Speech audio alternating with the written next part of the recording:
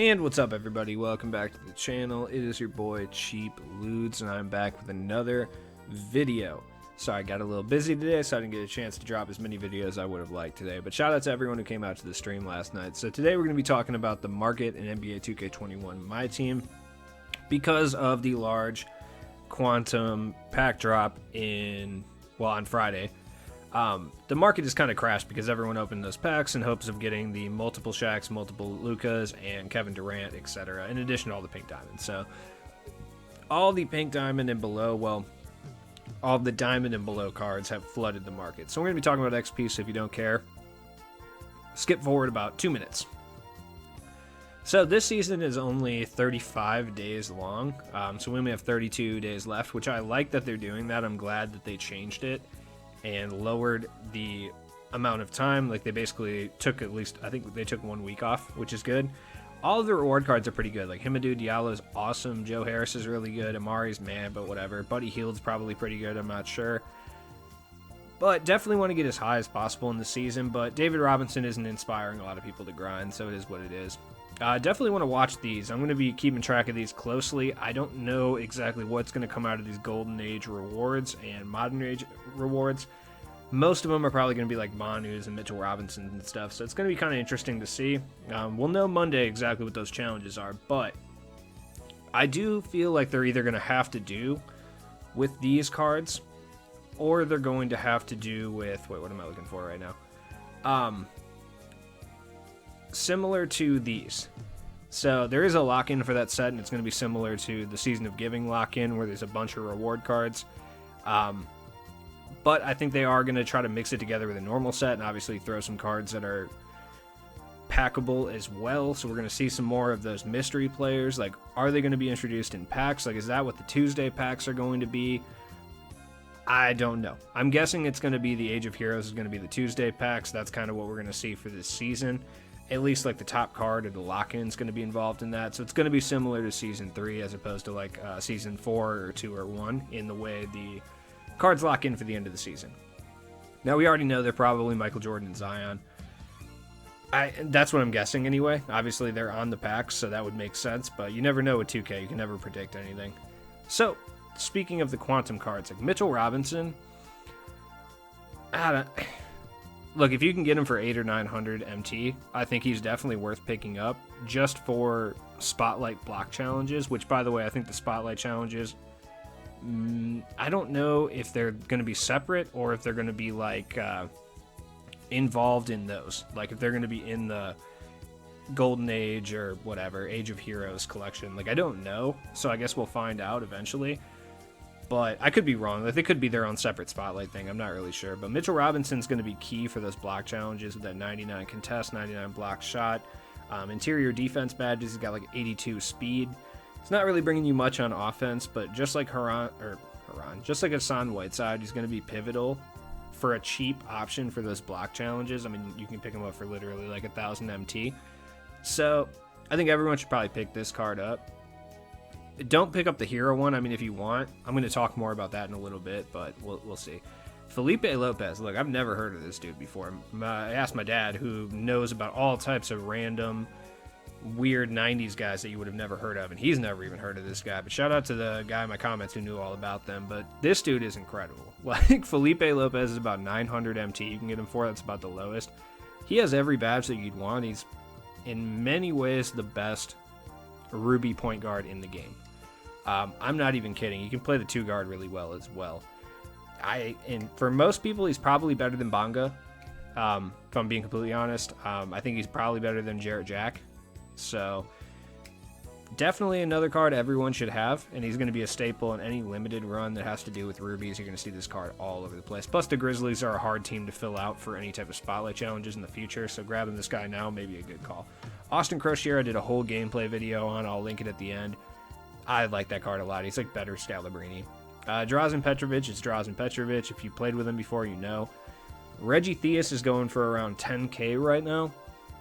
And I will say he's not a card that everyone should grab. But if you're interested in switching your strategy and going for more of a post with guard type strategy, as we've seen a lot of success in the 250k tournament with a few people doing that with Luca. If you want to go for a more budget version of that, Reggie Theus is really good. You are going to have to apply those badges to him. But if you're a fan of Penny Hardaway, that's your man. Bob Sura.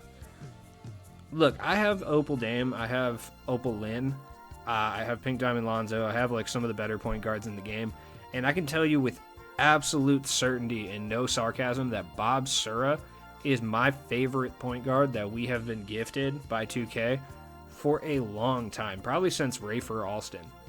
To be completely honest with you, this dude is the reincarnation of Ruby Rex Chapman, but he's badged up to the limit.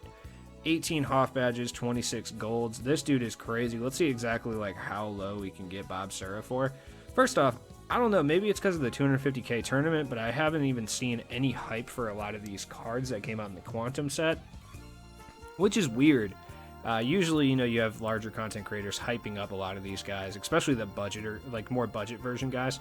I've seen no one talk about Bob Sura, which is weird. He's 6'5", got so much hops, 90 driving dunk with a 97 vertical, by the way, 92 3-point shot, 86 ball handle, which isn't great, but he has a 72 interior defense. So if you do run into someone who's trying to activate post play with their point guard, Bob Sura is going to be one of the best possible point guards you can throw out to stop them with that 72 interior defense. Great speed, too. Yeah, 97 vert. Pretty good tendencies as well. This dude is an all-over great card. He's got 100 driving dunk tendencies, so he's just going to boom over everyone, especially in CPU games. Badge-wise, catch and shoot, acrobat. He's got heart crusher. Like, he's got good defensive badges. He's got showtime and showtime dunks, quick first step. Great shooting badges, pickpocket, clamps, interceptor, intimidator, gold. Great gold defensive badges, Deadeye, flexible, range. He does have steady, but honestly, as we've seen, steady is not a big deal this year. Other than that, I mean, he's got great badges. You are going to have to apply a few to him, like consistent finisher would probably help a little bit, like clutch shooter, definitely, green machine, hot zone hunter if you want him as a pure shooter, and if you want him as a point guard, which you're probably going to run him as, you do have to put floor general on him. I think the one downside with Bob Sura is he doesn't have Hall of Fame floor general. I think that's kind of an issue, but like he really is that good. I talk about every card from the set, so I kind of have to talk about this guy, even though I hate him. Karl Malone, look, you guys watch this channel, I hate Karl Malone. Like, I'm a Bulls fan. He's also just a garbage person in general, so I just don't like Karl Malone in any way, shape, or form. But I have to admit that as far as this card, he's good. And it hurts. Like, I don't like this. I'll never have him on my team. I'll never pick him up because he's just don't want to go too hard and get demonetized. But they gave him range extender, which is super annoying. His jump shot's not great, but it's not terrible. Like, he's a good power forward, especially for the price he's going for. He's not a meta card, so he's not going to be too expensive. Gerald Wallace. Wow. Yeah. I'm honestly surprised he's this expensive. That just really shows how garbage these packs are, that even Gerald Wallace is still really expensive, because he is incredible defensively. Like, Hall of Fame clamps, heart crushers, got great defensive animations. He has excellent, like, bump steal animations because he's, like, so stocky that he just kind of rips the ball from people, which is really cool. The shooting badges are really the only thing that he's missing, so putting some shooting type badges on him, if you can, because it won't show me what upgradable badges he has. Which is weird, because if you can't, I'm guessing you can still upgrade his badges and add badges to him. I don't know, but there's no way he would be 60,000 if you couldn't add badges to Gerald Wallace. There's just no way. Next up is Lamar Odom. The one thing I'll say about Gerald Wallace is before you pick him up, go pick up his Amethyst version that's like 2,000 MT and try out his jump shot with the Amethyst version just to see if you like it, because it's kind of a weird jumper. So that way you don't spend 70k on a card you're not sure if you like. Lamar Odom should be buy it now, probably tomorrow, I'm guessing. Possibly even tonight. He has Paul George base, which honestly, that's what's kept me from buying the card. Other than that, he's perfect. He's great at everything. People love him. Everyone ran him in 250k. He's a great card. He's got that Lamar Odom, he's lefty. Great animations, but at the same time, great defensive badges, excellent badges, period. The thing that made me like Lamar Odom a lot last year was he had that base 11, which was very easy for me to time. I do not like Paul George base this year. It's not that it's bad or anything. I just have issues greening it on a consistent basis. It's very like inconsistent for me. So that's keeping me from buying this Lamar Odom card. So if you feel the same way, I would look up other cards that have Paul George base on quick and kind of go from there. So it's one of those things. You know, it's just a jump shot timing thing. Everyone's going to tell you how good the card is, but at the same time, like, if you can't green consistently with Paul George's base, there's no point in spending 100K on the card, because you can get guys who do just as much that you can green more consistently with. Yeah, Luka's Luka. I personally, he's the best point guard in the game from what I understand, but like I said, that's coming from comp level players, so, you know, it might be recency bias, like, you never really know. Kevin Durant's absolutely not worth 700K. If you're a big Kevin Durant fan and you want to spend 700K on this card, like, by all means, go for it. But rationally, if you have this card, you should sell it. But like I said, if you're a big KD fan, by all means, just keep it. My team's all about fun, you know. Shaq. This is another card that I haven't seen a lot of people either run or talk about. Maybe it's hard to draw in packs. I'm not sure. I've been playing Unlimited all weekend, haven't run into this card once, which is kind of weird. But this dude is a point center Shaq. Like, yes, he can't shoot threes, so automatically everyone thinks he's trash for some reason. I don't really understand that logic. But 2 weeks from now, they'll see somebody use it in a gameplay video, and all of a sudden it'll be like Ben Simmons, and he'll be a god. I don't know. He's got 94 speed. Shaq has 94 speed. Clamps, Heart Crusher, Intimidator. As far as badges go, by the way, he's got an 80 mid-range. Like, he can hit mid-ranges. His jump shot is still ugly, but, like, it's hittable, especially if you put some badges and a shoe on him. You can crack. You're just not shooting threes. And in theory, you'd be like, well, they're just going to sag off of Shaq. Okay, well, he's got 94 speed, and he's got the Shaq player build, and he is the most destructive, unstoppable card in the paint, especially when it comes to post players. So he's not really a liability at all for your team. I would be willing to say that this guy is undervalued at 200K. I really believe that. And I think people will come around. I think it's going to be one of those things where we see Shaq kind of take a price spike in like a couple weeks once people figure out like that, you know, hook shots are kind of the new meta, at least another version of a meta. So, like Yao Ming, he's better than Yao Ming for sure. So Danny Granger I want to talk about because his value is still at 70K, which is crazy. He's got a really good jump shot, so it makes sense. None of the Moments guys have really hit in price by too much. I do think we'll see a Moment Super Pack this year, or this season at some point, so definitely want to check that out. Fred VanVleet, man, I really want that card. Rockford. Anyways, another guy I want to talk about with this Pink Diamond Kevin Durant, because he's still going for over 100K, which is kind of crazy, but it makes sense because everybody locked in for Chris Webber. So these cards are all pretty rare at this point. So if you have any of these cards still and you're not locking in for Chris Webber, I think it's probably a good idea to sell them. Maybe not even now. I would honestly wait, especially because later in the year they always update the old reward cards with like an evolution or something like that. So it wouldn't surprise me to see Kevin or Chris Webber get like a Dark Matter. Now, if you're a big Luka fan, look, 700K for the other Luka is not ideal. But paying 50K for this Luka, who is worse, don't get me wrong, he's worse, but he is definitely not that much worse. And if you're a big Luka fan and you like Zion Williamson base, which is one of the better releases this year, the other Luka has, I believe, Dante Exum base, which is the same base as Antoine Jameson. But this one has Zion base on quick, and it's actually a very nice release. It looks very nice. This Luka is altogether incredibly good, and he plays point guard as well. So if you're a big Luka fan, I honestly wouldn't pay 600K for the other one. I'd just go buy this one for 50K. He's not bad in any way, shape, or form. He's actually still incredibly good, and he's a much lower overall, so he won't get matched up against God Squads. Totally forgot to talk about Anthony Davis. This is a card I recommend investing in because, like I've said, and I've been saying for a while, there is a possibility that we get some sort of Spotlight Sims. Like, if you look at the dev blog from before the game came out, they said they were going to bring back Spotlight Sims. Like, we don't know if that means the Spotlight Sim type challenges like we got in 2K20 or the Spotlight Sim packs that we got, where basically they were like fan-picked packs. But if they do bring back the challenges, the Pelicans roster is going to be very difficult to fill out because they do not have a rich history of players. So investing in this Anthony Davis while he's only about 15K, might yield you double the return sometime down the line.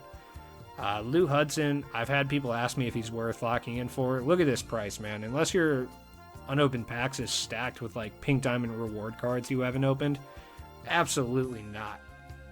Now, if you got 8 pink diamond reward cards that you haven't opened up, or like you have like a Moses Malone that you haven't sold from like the final set or whatever, yeah, but if you don't and you don't have any of that going on, he's way too expensive and he's just not as good.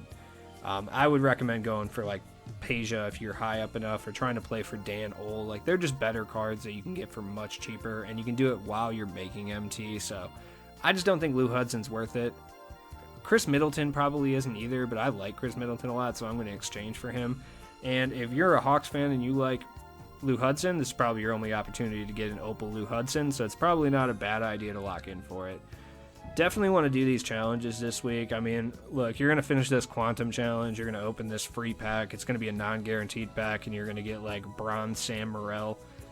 But whatever, you got a chance to get something. I do these Age of Hero ones, though, just because you do get a free Taco Fall for it, which he's not great, but it's a free card towards the lock-in for the hero sets. This one, like, they gave you 3 tokens. Like, what's the point of this? Why did they even do that to us? Definitely want to do this one.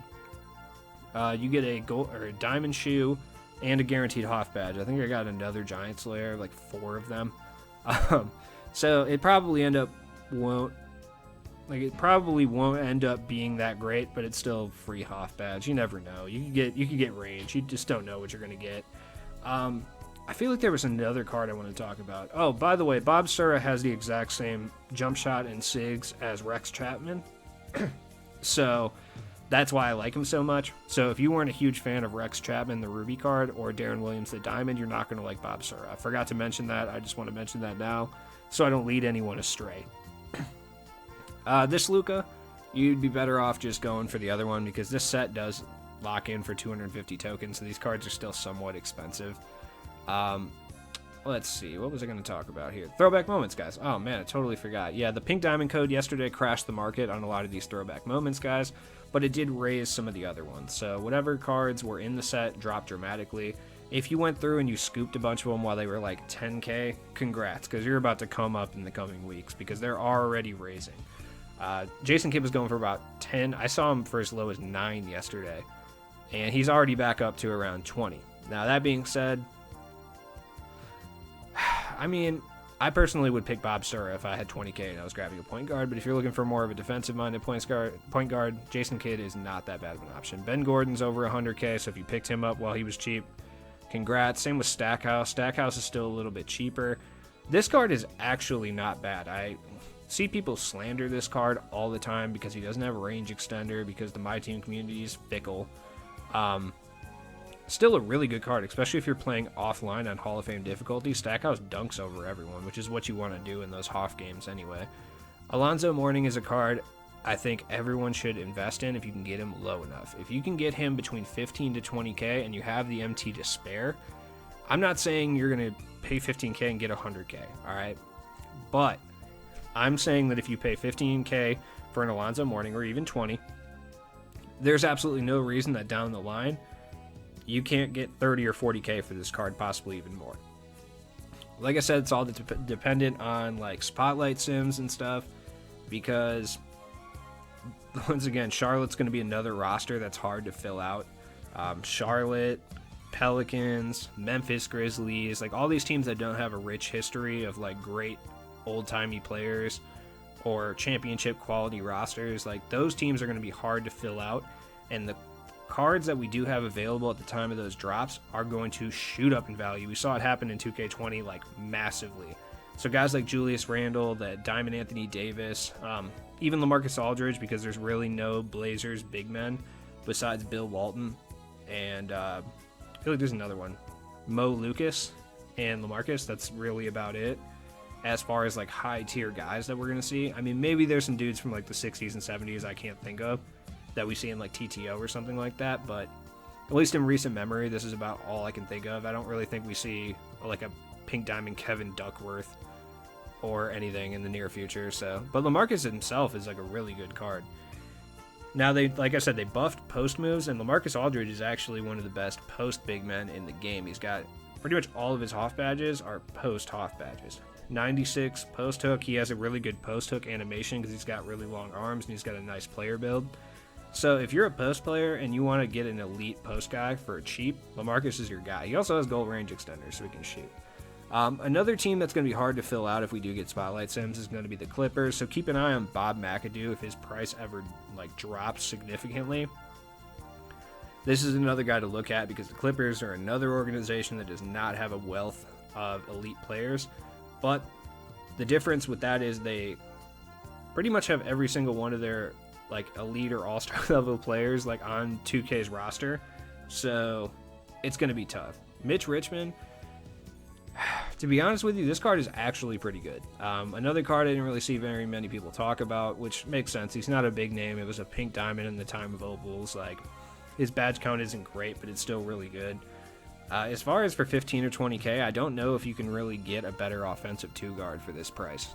Truly. I don't know if you can. He's really good. If you guys know, he was my favorite card at the beginning of the year. Mitch Richmond was my dude. That Amethyst carried me to so many wins. And he's still really, really good. On next gen, he's even better. I will say that. So, anyways, thanks for watching the video, you guys. I appreciate every single one of my subscribers, man. If you're new to the channel, subscribe. I drop new content every single day, multiple times a day. And I'll be back all this week talking about the new stuff in Season 5, especially when we get those challenges and stuff like that. So stay tuned for those videos. As always, man, let me know down in the comments what you think of this weekend. And I hope these tips kind of helped you. Check my description for all my stuff, and I will see you guys later.